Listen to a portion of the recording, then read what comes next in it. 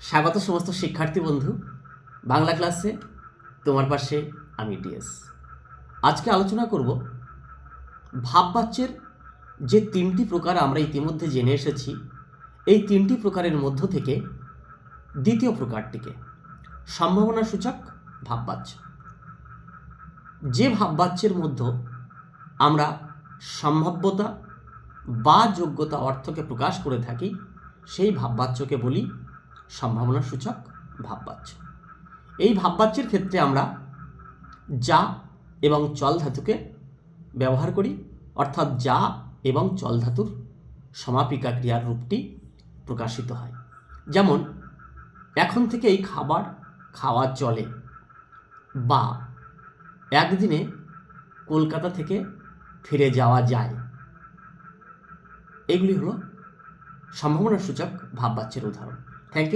Thank you so much. আসবো পরের video নিয়ে।